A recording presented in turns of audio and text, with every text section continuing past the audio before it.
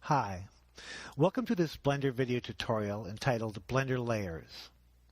Blender contains a system for organizing and displaying objects on various layers.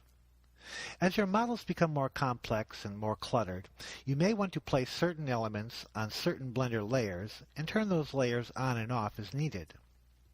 For example, here's a model of my house called 33 North Street.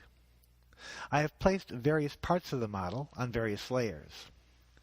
I will turn off the active layers. I place the house frame on layer 1, the porch on layer 2, the windows and doors on layer 3, the outside grass and driveway on layer 4, the car on layer 5, the trees on layer 6, the basketball hoop, bird feeder, and mailbox on layer 7, the camera on layer 8, and the lighting on layer 9. I'll press the Z key to go into wireframe display mode. Note that I can turn on and off any individual layer, which makes it easy to find and manipulate the various objects. I will open a new Blender scene. I'll leave the default cube object and I'll add a monkey object. Blender makes 20 different layers available to users. By default, Blender opens the default file with layer number 1 selected. You can see this in the Layers box indicator located on the 3D Editor viewport header. These boxes are numbered 1 through 5 and 6 through 10 in the first column, and 11 through 15 and 16 through 20 in the second column. When you add a new object to Blender, it is placed in the layer that is currently active. Thus, the monkey object, the cube object, and the default camera and light are now located on layer number 1. I can switch to layer 2 by clicking in the second box in the top row of the layer indicator. Note that the cube, monkey, camera, and lamp are no longer visible. I will now add a UV sphere object. Since layer 2 was active when I added the sphere, the UV sphere is located on layer number 2. Here is layer number 1, and here is layer number 2. Now if you look closely at the layer indicator boxes, you'll see that layer number 2 is darkened, indicating that this layer is the currently active layer. Notice also that there's a small circle located in the layer 1 box and the layer 2 box. This indicates that there is at least one object located on each layer. The other 18 layers are empty. I can add the visibility for layer number 1 by holding down my Shift key and left-clicking the layer number 1 box. Now both layer number 1 and layer number 2 are active. To move an object from one layer to another, select the object or the objects and press the M key. Here I will select the cube object and press the M key. This displays the Move to Layer dialog box. Note that the current layer location for the cube, layer number 1, is noted by a darkened box. Here I will select layer 2 as the layer location for the cube object. Selecting the layer is all that's required. Now since layer number 2 is currently active, the cube remains displayed.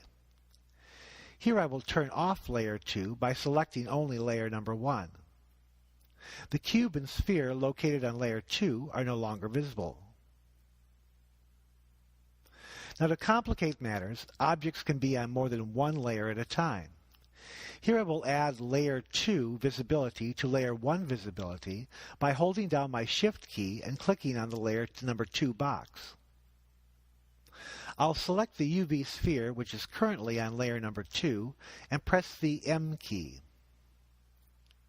In the Layer dialog box, I will click the layer number 1 box, hold down my Shift key, and select the layer number 2 box as well.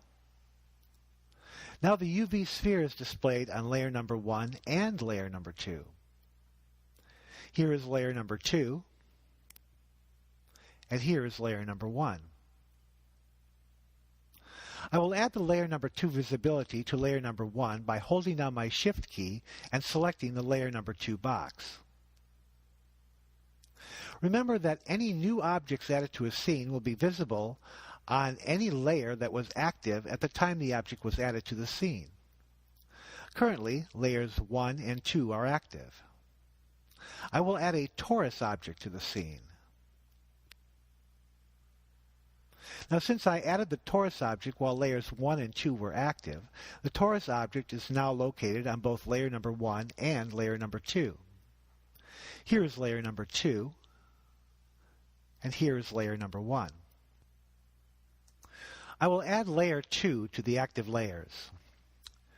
Now I'll place the monkey on layer 1, the cube on layer 2, the UV sphere on layer 3, the torus on layer 4, the default camera on layer 5, and the default light on layer 6. I will then turn on all 6 layers.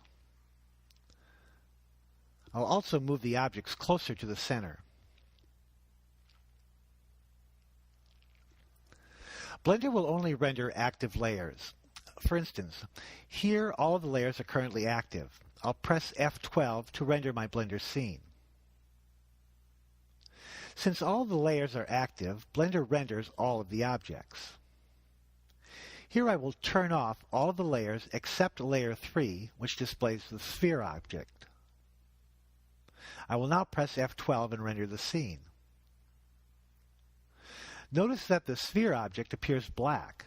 This is because the default light object is located on layer 6, which is not active.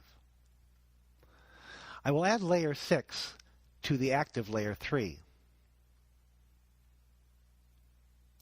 Now I will press F12 and render the scene. Notice that we can now see the sphere object. I will now add layer number 1, which displays the monkey object, to the active layers. Now I will press F12 and render the scene. Note that both the sphere and the monkey objects were rendered. Also note that the layer containing the default camera, layer number 5, was not active. Blender will render the scene despite having the camera located on an inactive layer. Using Blender layers allows you to organize, isolate, and render your objects easily and efficiently.